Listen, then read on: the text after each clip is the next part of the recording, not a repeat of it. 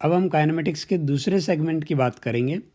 वो है हमारे पास मोशन इन 2 डायमेंशन, या फिर आप बोल सकते हो मोशन इन प्लेन, या फिर प्रोजेक्टाइल मोशन, सब एक ही मोह माया है। तो यहाँ पे पार्टिकल का मूवमेंट इस तरीके से होगा कि 2 डायमेंशन उसकी चेंज होने वाली है, ठीक है। और यहाँ पे आगे समझने से पहले कुछ टर्म्स आगे यूज़ होगी, हम उनका जिक्र पहले ही कर देते हैं। एक यहाँ पे हम बात करेंगे टाइम ऑफ फ्लाइट की। टाइम ऑफ फ्लाइट बेसिकली कितने टाइम के लिए बॉल या जो भी पार्टिकल है वो हवा में है, यानी उसकी टाइम ऑफ जर्नी कितनी है, हम वो बात करेंगे, ठीक है। नेक्स्ट हमारे पास रहेगा मैक्सिमम हाइट। हाइट बेसिकली जिस प्लेन पे मोशन हो रहा है, जिस ग्राउंड पे हो रहा है, उस ग्राउंड से मैक्सिमम कितना ऊपर जा रहा है, वो हमारे पास रहेगी मैक्सिमम हाइट। हम बातें करेंगे कि ये कैलकुलेट कैसे करते हैं, अभी बस मैं आपको जनरल बता रहा हूँ कि कौन सी टर्म्स आगे यूज़ होने वाली। एक यहाँ पे नाम यूज़ होगा रेंज, और कहीं जगह लिखा होता है हॉरिजॉन्टल रेंज, ठीक है। रेंज जनरल टर्म्स में यही बोलते हैं कि जहाँ से पार्टिकल को आपने प्रोजेक्ट किया है, यानी कि प्रोजेक्ट यानी सिंपल सा आप बोल समझिए फेंका है, जहाँ से आपने थ्रो किया है, तो वहाँ से वो कितना दूर जा सकता है, उसे हम बोलते हैं रेंज। हॉरिजॉन्टल रेंज मतलब हॉरिजॉन्टल प्लेन में कितना दूर गया, वो बात करेंगे। And the last and the most important that is the trajectory equation, यानी कि पार्टिकल ने जिस पाथ को फॉलो किया है उस पाथ, वो पाथ कैसा दिखता है, उसकी जो इक्वेशन होगी जिससे उस पाथ को आप डिस्क्राइब कर सकते हो, that is called trajectory equation. बराबर है। मोशन इन 1D यदि आपको अच्छे से समझ में आया है तो ये एक सिंगल स्टेटमेंट आपकी सारी प्रॉब्लम सॉल्व कर देगा।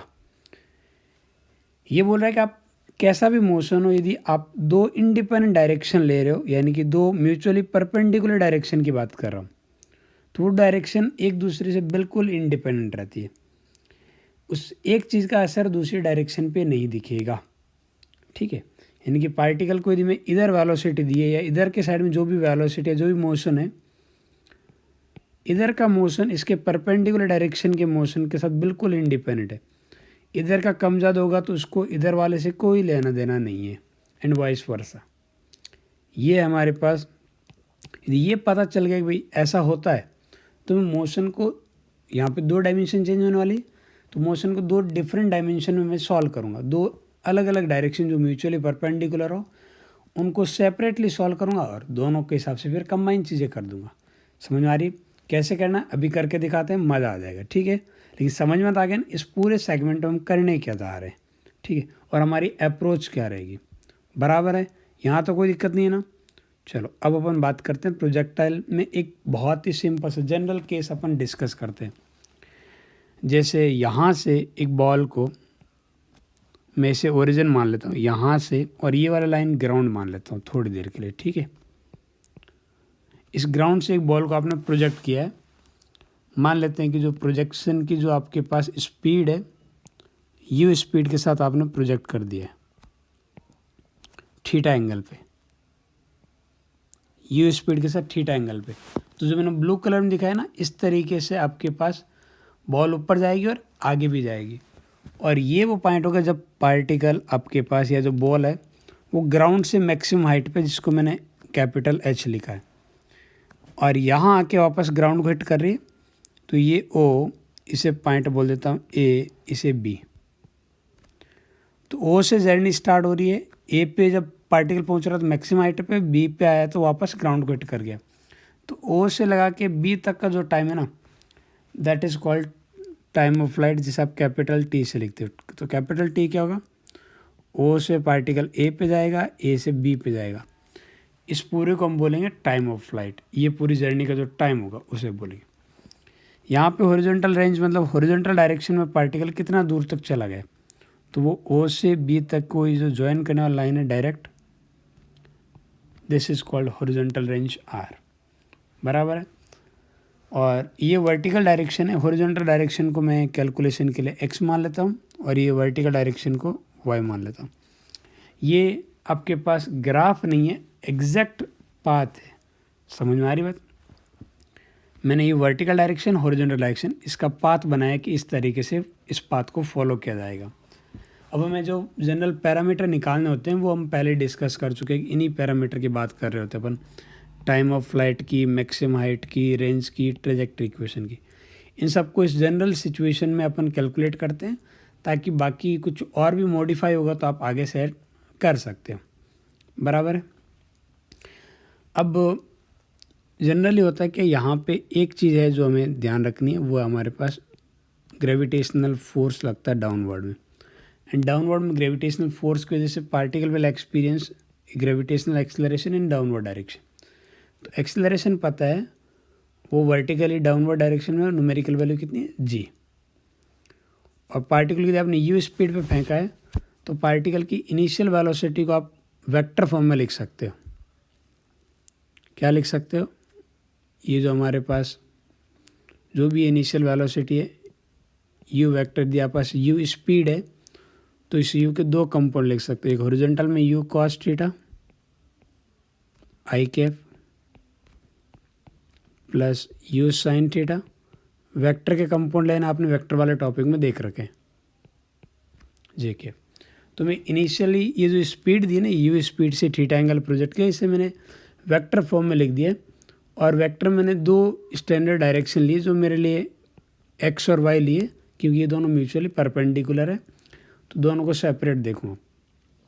ज़रूरी नहीं कि आप इधर ही लो एक्स एंड वाई, किसी का मन करे किसी और डायरेक्शन में भी लिया जा सकता है, बट दोनों परपेंडिकुलर लोगे तो दोनों को सेपरेटली सॉल्व कर पाओगे, ठीक है, यहाँ तो कोई दिक्कत नहीं। और यदि मैं बात करूँ कि यहाँ पे मोशन अंडर ग्रेविटी के अंदर हम ये मान के चल रहे हैं कि ग्रेविटेशनल फोर्स के अलावा और कोई फोर्स नहीं लग रहा है, जैसे और क्या लग सकता है, एयर ड्रैग लग सकता है, मतलब आप पास एयर रेजिस्टेंस होता है, हम उन सब चीज़ों को इग्नोर करके आगे बढ़ रहे हैं, ठीक है। तो यहाँ पे हमारे पास एक्सेलरेशन जो है वो सिर्फ एक ही डायरेक्शन में, मैं वेक्टर फॉर्म में लिख रहा हूँ। एक्सेलरेशन क्या है? Downward direction, horizontal x direction में नहीं है, तो वो आपके पास जी, और वो क्या है माइनस का जे कैप, तो मैं इसे ऐसा लिख सकता हूँ माइनस जी जे कैप, चलेगा। तो इनिशियल वेलोसिटी आ गई, एक्सेलरेशन आ गई।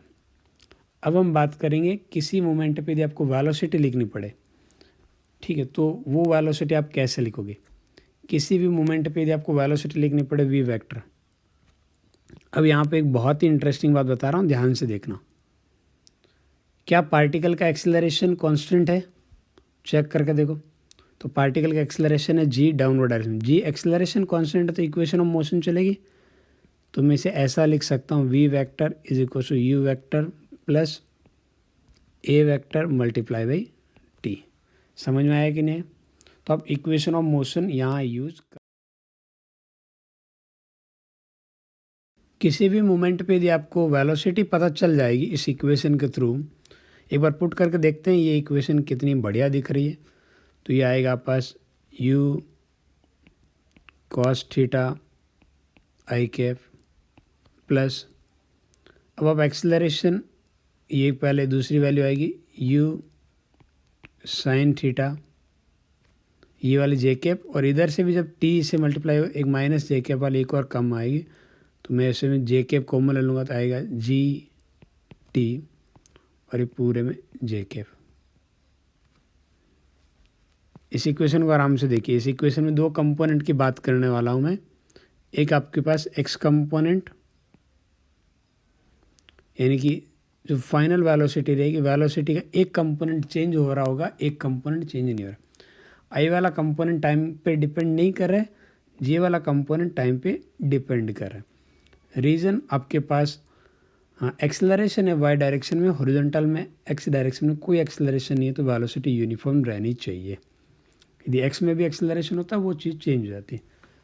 तो अब वेक्टर फॉर्म में तो इक्वेशन है कभी भी लगा सकते हो, कोई आपत्ति वाली बात नहीं है।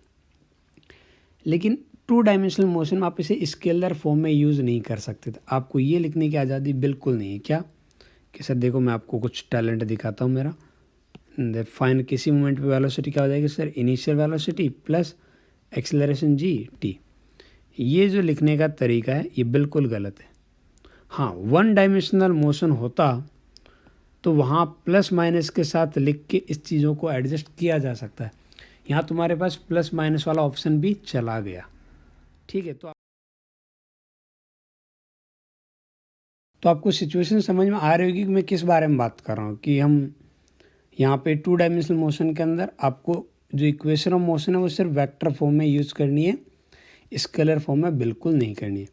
हाँ, आप इस 2 डायमेंशनल मोशन को मैं एक तरीके से कर सकता था कि दोनों डायरेक्शन को मैं सेपरेटली काउंट करता हूँ। इसको 2 डायमेंशन को 2 टाइम्स 1 डायमेंशनल मोशन बोल सकता हूँ एक तरीके से, वो साइमल्टेनियसली हो रहा है, ठीक है। यदि मैं एक्स डायरेक्शन को अलग से मैनेज कर रहा हूँ और वाई डायरेक्शन को आपके पास अलग से, उस केस में अगेन आप बिना आई कैप जे कैप के भी चीज़ें चला सकते हो, ठीक है। इन बातों का ध्यान रखना है। आप बोलोगे कि एक्स डायरेक्शन के अंदर हमारे पास एक्सेलरेशन नहीं है, इस वजह से एक्स डायरेक्शन की फाइनल वेलोसिटी एक्स डायरेक्शन की इनिशियल वेलोसिटी की इक्वल ही रहेगी, that is you cos theta. यदि आप वाई डायरेक्शन में बात करोगे तो वाई डायरेक्शन के अंदर हमारे पास जो फाइनल वेलोसिटी रहेगी वो आप इक्वेशन ऑफ मोशन से लिख सकते हो, initial velocity in Y direction plus acceleration in Y direction multiply with time, क्योंकि एक्सेलरेशन कांस्टेंट है। अब यदि मैं डाउनवर्ड को नेगेटिव मान रहा हूँ तो आप पास इनिशियल वेलोसिटी अपवर्ड में यू साइन थीटा पॉजिटिव रहेगी, एक्सेलरेशन माइनस का जी रहेगा टाइम टी। इस तरीके से दोनों वेलोसिटी की बात कर सकता हूँ। अच्छा, एक्स कोऑर्डिनेट यानी कि एक्स डायरेक्शन में डिस्प्लेसमेंट को रिप्रेजेंट करेगा। एक्स क्या है, एक्स कंपोनेंट, सॉरी ये एक्स कोऑर्डिनेट जो कि आपके पास किसी मोमेंट पे सपोज पार्टिकल यहाँ है मान लेते हैं, तो उसका एक एक्स और वाई कोऑर्डिनेट होगा। एक्स कोऑर्डिनेट बताएगा एक्स डायरेक्शन में कितना डिस्प्लेसमेंट है, वाई कोऑर्डिनेट बताएगा वाई डायरेक्शन में कितना डिस्प्लेसमेंट है। ये तो एक्स कोऑर्डिनेट को क्या लिख सकता हूँ, अभी यदि आपके पास स्पीड कांस्टेंट है तो आप डिस्प्लेसमेंट क्या लिख सकता हूँ, स्पीड मल्टीप्लाई बाई टाइम, तो ये आ जाएगा you cos theta multiply with time T. Similarly यदि आपको वाई डायरेक्शन में कैलकुलेशन करनी है तो वाई कंपोनेंट को लिख सकते हो आप पास S is equal to U T plus half A T square, तो आप पास यू, तो ये आ गया u sine theta, initial velocity in Y direction u T plus half A T square, acceleration minus g है तो ये आ गया हाफ ए टी स्क्वायर। तो इस तरीके से आपको एक्स कंपोनेंट यानी कि एक्स एंड वाई डायरेक्शन में सेपरेट डिस्प्लेसमेंट निकाल सकते हो। आप जनरल फॉर्म में यूज़ करने में कोई आपत्ति नहीं, यदि कोई वेक्टर फॉर्म में ऐसा लिखना चाहता तो कोई भी इसे रोक नहीं सकता, समझ रहे हो ना।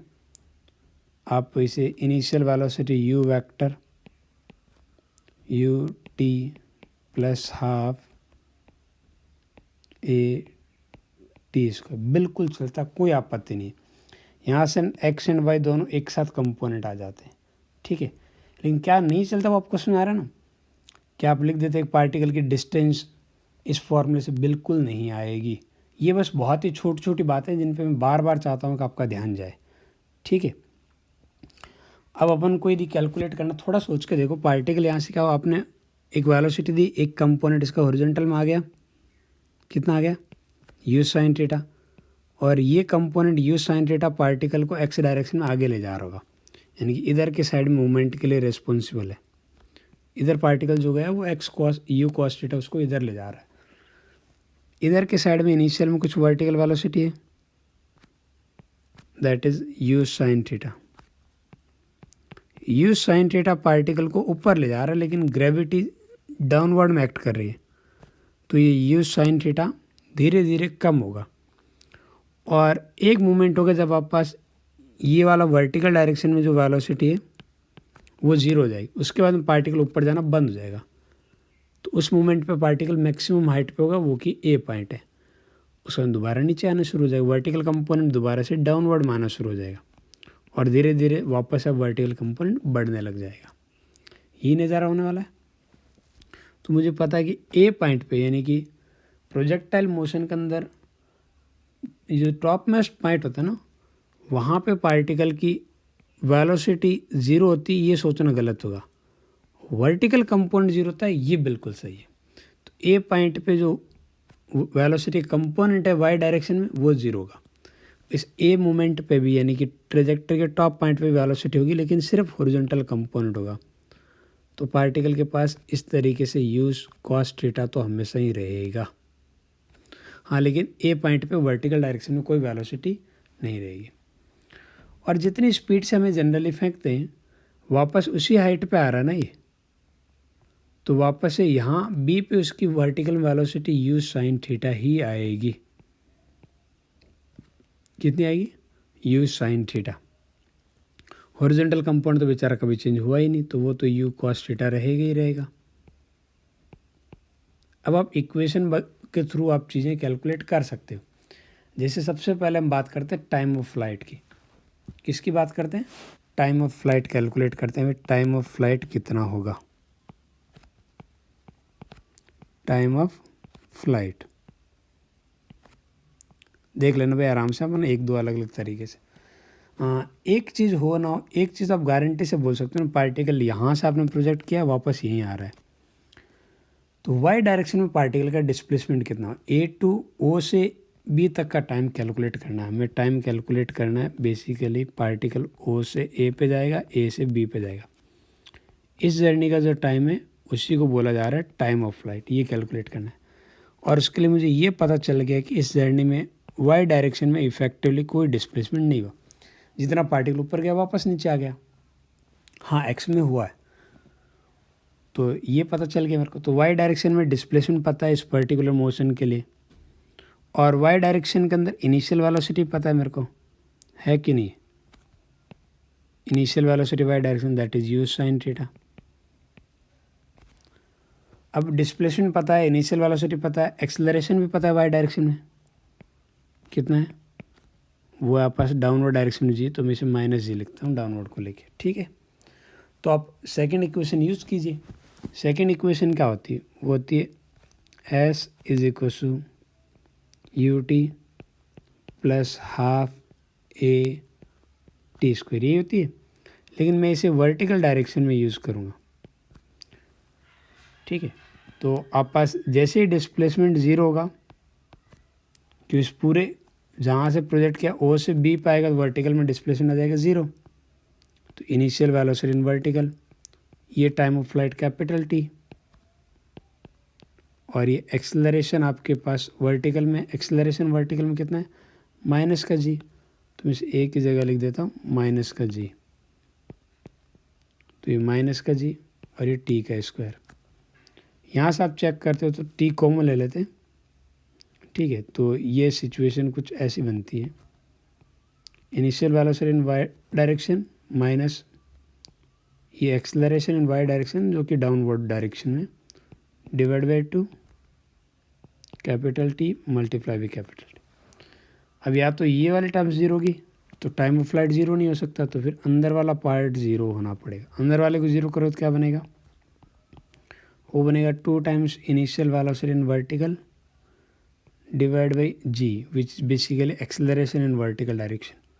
हाँ, यू और जी की डायरेक्शन बेसिकली अपोजिट है। ठीक है, मैं इसे ऐसा भी लिख सकता हूँ, लेकिन इस बात का ध्यान रखना, आप ये बोलेंगे सर माइनस लिख दूँ, मैं नंबर की बात करता हूँ, टाइम कभी नेगेटिव में नहीं होता। तो यहाँ पे जो ए वाई आएगा ना और यू वाई, इनकी डायरेक्शन अपोजिट रहेगी, तो आप माइनस नहीं लिखोगे, सिर्फ नंबर यूज़ करोगे। ठीक है, तो इस तरीके से भी आप लिख सकते हो। तो टाइम ऑफ फ्लाइट मेरे पास ये आ गया। आप चाहो तो यू वाई की वैल्यू पुट कर दो, यू वाई की वैल्यू पुट कर दोगे तो ये क्या बन जाएगा? ये बन जाएगा मेरे पास 2u sine theta divide by g. ये आ गया टाइम ऑफ फ्लाइट। अब बस मैं ये बताना चाह रहा हूँ कि कुछ लोगों को ये बात डाइजेस्ट नहीं हुई होगी कि सर ये finally velocity u sine theta आएगी, मुझे ये थोड़ा अच्छा नहीं लग रहा है। और भी बहुत सारे तरीके हैं, लेकिन यहाँ पे यदि आप ओ से बी तक की जर्नी को है ना फर्स्ट इक्वेशन से भी सॉल्व करना चाहो तब भी आंसर सेम आएगा। यदि मैं ओ से बी तक की जर्नी की बात कर रहा हूँ, ऑफकोर्स ए के थ्रू ही आएगी। फर्स्ट इक्वेशन लगाओगे तो v is equal to U plus A T, और ये इक्वेशन में वेक्टर फॉर्म में किस डायरेक्शन में लगा रहा हूँ? ये मैं लगाऊंगा आपके पास वाई डायरेक्शन। ठीक है, तो इनिशियल फाइनल वेलोसिटी आपके पास रहेगी यू साइन थीटा, डाउनवर्ड है तो इसे मैं नेगेटिव लिख देता हूँ। इनिशियल कितना है? यू साइन थीटा, ये फाइनल है, ये इनिशियल है, स्टार्टिंग अपवर्ड और बाद में डाउनवर्ड, ये माइनस का जी और ये time of flight capital T. इस पार्ट को उधर भेजो तो ये बनेगा जी मल्टीप्लाई बाई कैपिटल टी, ये बन जाएगा 2u साइन थीटा। क्या आंसर सेम आ रहा है? बिल्कुल, आप ऐसे भी देख सकते हो, कोई दिक्कत तो नहीं ना। और दूसरी यहाँ जर्नी आइडेंटिकल हो जाएगी। देखो जैसे ए पॉइंट पे पहुँचती है ना, जितना टाइम ऊपर जाने में लगता है उतने टाइम नीचे आने में लगेगा। तो आप पास ओ से ए तक का टाइम कैलकुलेट करके आप डबल कर दो तब भी आंसर आ जाएगा। तो कहीं ना कहीं हमने टाइम ऑफ फ्लाइट कैलकुलेट कर लिया। टाइम ऑफ फ्लाइट में कोई दिक्कत तो नहीं आई ना। अब अपन आगे की बात कर लेते हैं। टाइम ऑफ फ्लाइट के बाद में अब अपन बात करते हैं मैक्सिमम हाइट की। किसकी बात करते हैं? मैक्सिमम हाइट कितना होगा। देखो टाइम ऑफ फ्लाइट हमेशा वाई डायरेक्शन यानी कि वर्टिकल डायरेक्शन में डिपेंड करेगा, और जो मैक्सिमम हाइट है ये तो basically maximum displacement in Y direction हुआ। ठीक है, तो इस केस में तो आपको पता है जब पार्टिकल फाइनली वाई डायरेक्शन में ऊपर जाना बंद होगा तब तक की हाइट की बात की जा रही है। तो यदि आप पीक पॉइंट तक की बात करते हो तो फाइनल वेलोसिटी वाई डायरेक्शन में कितनी हो जाएगी? 0। अच्छा, कुछ बोलोगे सर फाइनल 0, तभी आपने कुछ और बोला। अभी मैं कौन सा मोशन कंसिडर कर रहा हूँ? ओ से ए तक का इतने ही मोशन कंसिडर कर रहा हूँ। तो ओ के पैरामीटर इनिशियल होंगे और ए के पैरामीटर फाइनल होंगे, इसलिए मैंने फाइनल वेलोसिटी वाई में 0 लिखी। कन्फ्यूज मत हो जाना ऊपर वाले माइनस यू साइन थीटा से। ठीक है, इनिशियल वेलोसिटी आपके पास वाई डायरेक्शन में कितनी है? वो है यू साइन थीटा। एक्सेलरेशन हमें पता ही है, वाई डायरेक्शन में एक्सेलरेशन कितना है? वो है माइनस का जी। तो क्यों नहीं मैं थर्ड इक्वेशन लगाता हूँ। मेरा सारा डिस्प्लेसमेंट तो चाहिए, इतनी सी जर्नी में जो डिस्प्लेसमेंट होगा वाई डायरेक्शन में वही मैक्सिमम हाइट एच होगा। अपवर्ड में मैं पॉजिटिव लिख रहा हूँ, तो थर्ड इक्वेशन यूज़ करो। V square is equal to U square plus 2as। मैं इसे यूज़ कर रहा हूँ वाई डायरेक्शन में। ठीक है, और वाई डायरेक्शन यूज़ कर रहे हो तो अब आप एक ही डायरेक्शन की बात कर रहे हो तो इवन वेक्टर को प्लस माइनस से हैंडल किया जा सकता है। आई कैप जे कैप की ज़रूरत हमें नहीं है। ठीक है, तो फाइनली ये रहेगा 0 यू वाई का whole square plus acceleration minus का जी, और ये आपके पास डिस्प्लेसमेंट ये कैपिटल एच। तो कैपिटल एच कितना आ जाएगा? U square Y upon twice of जी। यानी कि मैं ऐसा लिख सकता हूँ initial velocity in Y direction इसका square divide by 2 times acceleration in vertical direction. Initial velocity vertical, acceleration vertical, लेकिन ध्यान रखना दोनों के डायरेक्शन अपोजिट है। तो अब फिर से ये माइनस साइन यूज़ मत करना, हम यहाँ पे नंबर यूज़ करेंगे जब आप इस फॉर्मूले को यूज़ करोगे तो। ठीक है, एग्जैक्ट वैल्यू आपको चाहिए, एक काम कीजिए यू वाई की वैल्यू पुट कर दीजिए, तो यह जाएगा u square sine square theta divide by twice of g. चलेगा? तो हमें इस तरीके से मैक्सिमम हाइट भी मिल गई।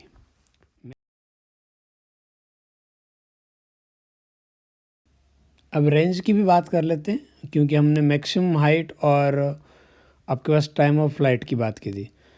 मैक्सिमम रेंज के अंदर या जो हॉरिजॉन्टल रेंज में मैं लिख सकता हूँ, मेरे पास कहीं ना कहीं डिस्प्लेसमेंट की बात होगी, वो भी एक्स डायरेक्शन में, वही हमारे पास मैक्सिमम रेंज होगा। यही पता करना है। ठीक है, तो यदि हॉरिजॉन्टल डायरेक्शन के अंदर हमें रेंज पता करनी है तो क्या मैं ये लिख सकता हूँ कि हॉरिजॉन्टल डायरेक्शन के अंदर डिस्प्लेसमेंट कितना होगा। तो इक्वेशन लगाए, S is equal to U T plus half A T square. Acceleration तो एक्स में 0 है, तो स्पीड मल्टीप्लाई बाई टाइम आ जाएगा।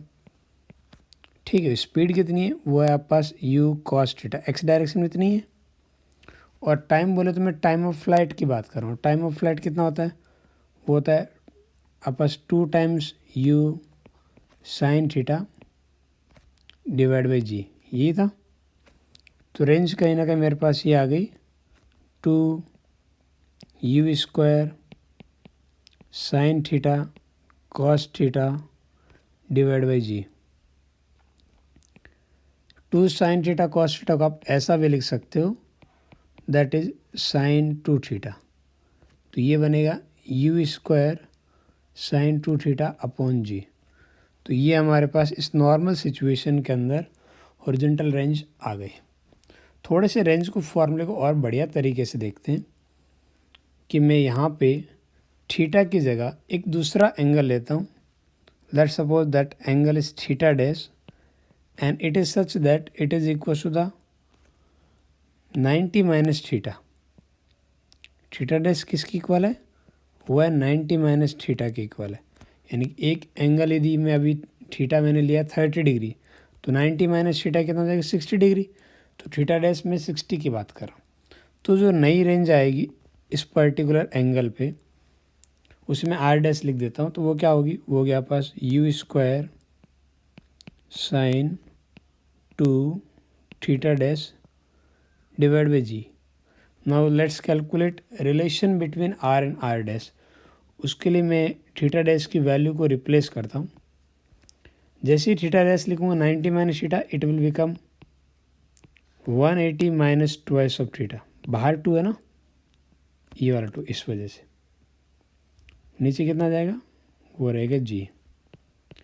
अब आपके पास साइन 180 माइनस समथिंग कितना होता है? वो साइन की इक्वल होता है, साइन थीटा की इक्वल। तो ये बनेगा आपके पास u square sine 2 theta divide by g and this is basically R. यानी कि मैं थीटा एंगल पे प्रोजेक्ट करूं या 90 माइनस थीटा, दोनों पे रेंज इक्वल ही आएगी। ये काफ़ी इंपॉर्टेंट पार्ट है जो मैंने अभी बताया। यहाँ पे क्या बात कर रहा हूँ? सपोज मैंने एक एंगल थीटा पे प्रोजेक्ट किया है, ये लो पार्टिकल को थीटा एंगल पे ऐसे प्रोजेक्ट कर दिया, और इस थीटा की बजाय मैं एक दूसरे पार्टिकल को प्रोजेक्ट कर रहा हूँ वर्टिकल के साथ थीटा एंगल पे। किसके साथ? वर्टिकल के साथ थीटा एंगल पे। तो इसका हॉरिजॉन्टल के साथ कितना एंगल हो गया? तो इसका हॉरिजॉन्टल के साथ एंगल हो गया 90 माइनस थीटा। यानी कि थीटा और 90 माइनस थीटा दोनों पे रेंज इक्वल है। यहाँ जो रेंज है, यहाँ जो रेंज, यदि स्पीड इक्वल ले रहा हूँ तो इन दोनों पार्ट पे रेंज इक्वल आएगी। यही पार्ट हमने अभी डेराइव। यहाँ पे हमारे पास ट्रेजेक्ट्री इक्वेशन के कैलकुलेशन के लिए एक्स कोऑर्डिनेट किस तरीके से वेरी कर रहा है ये टाइम के साथ हमें पता है, वाई कोऑर्डिनेट टाइम के साथ कैसे वेरी कर रहा है ये पता है। ट्रेजेक्ट्री इक्वेशन कहीं ना कहीं पार्टिकल जिस प्लेन में जा रहा है, जैसे मैंने अभी एक्स वाई प्लेन बोला, तो एक्स और वाई के अंदर जो रिलेशन होगा इन्हीं दो वेरिएबल के साथ, तो उसे हम बोलेंगे ट्रेजेक्ट्री इक्वेशन। तो यहाँ से हमें टाइम को कहीं ना कहीं से हटाना है। टाइम को हटाने के लिए आप सोचिए कि एक पार्ट कैसे करें। एक काम कर लेते, ऊपर से टी की वैल्यू नीचे वाले में पुट कर देते हैं, टाइम हट जाएगा। तो ये बन जाएगा यू साइन थीटा, टी की जगह मैं लिख सकता हूँ x divide by you cos theta. चलेगा? बहुत बढ़िया है। माइनस हाफ जी, टी स्क्वायर की जगह मैं लिख सकता हूँ x square divide by you square cos square theta. मस्त है यहाँ तक सिचुएशन, कोई दिक्कत वाली बात तो नहीं है ना? बहुत बढ़िया। तो ये हमारे पास आ गई, यू से यू कट गया, तो ये बन गया हमारे पास एक्स टेन थीटा, देखते रहिए, माइनस ये 1/2। एक काम कर लेते हैं कि हमारे पास ये जो सिचुएशन है यहाँ पे इसे ऐसा लिख सकता हूँ मैं, x square divide by you square cos square theta और डिवाइड बाई जी ले लेता हूँ। कोई आपत्ति तो नहीं यहाँ पे? ठीक है। तो ये हमारे पास वैसे तो आंसर आ गया है, मतलब आप किसी फॉर्मेट में कहीं भी रोक सकते हो, कोई आपत्ति वाली बात नहीं है। तो यहाँ तक एक फॉर्मेट तो हमें दिख रहा है कि ऐसा कुछ है। मैं इसे थोड़ा और सिंप्लीफाई करके अलग अलग फॉर्मेट में रख देता हूँ, और जो सबसे ज़्यादा यूज़ आएगा मैं उसी फॉर्मेट में रखना चाहूँगा। एक काम करते हैं, मैं चाहता हूँ कि अपन एक्स टेन थीटा एक बार के लिए कॉमन ले लें। एक्स टेन थीटा कॉमन लेंगे तो ये जो सिचुएशन बनेगी वो हमारे पास बनेगी 1 माइनस एक्स, ठीक है। और नीचे वाला पार्ट क्या होगा वो चेक करिए, वो बनेगा 2u², ये बनेगा cos² थीटा, ये वाला जी तो है ये, और एक tan थीटा नीचे आ जाएगा। ठीक है, यानी कि यहाँ पे cos² थीटा के मल्टीप्लाई के अंदर आ जाएगा tan थीटा, जिसे मैं अगेन लिख सकता हूँ sin theta divide by cos theta. चलेगा इस तरीके से, एक cos थीटा से cos थीटा कट जाएगा, तो ये पार्ट कहीं ना कहीं ऐसे दिखने लग जाएगा, y is equal to X tan theta 1 minus X. ये देखो एक cos कटने के बाद में 2u² sin theta cos theta upon g, तो क्या ये रेंज r के इक्वल आ गया? क्या है कि मेरा ये फॉर्मेट कहीं ना कहीं यूज़फुल है, इसलिए मैंने इस फॉर्मेट में लिखा। आपको अलग अलग फॉर्मेट में मिलेगा, बहुत सारे फॉर्मेट आपको याद रखने की ज़रूरत बिल्कुल नहीं है। ये एक फॉर्मेट काफ़ी यूज़फुल है, आप इसी के ऊपर फोकस कीजिए। तो ये आप पास ट्रेजेक्ट्री इक्वेशन आ गई इस नॉर्मल सिचुएशन के अंदर। ट्रेजेक्ट्री इक्वेशन में कोई डाउट तो नहीं है ना, कैसे कैलकुलेट किया क्या नहीं किया। एक्स और वाई के अंदर रिलेशन बता रही है ये इक्वेशन।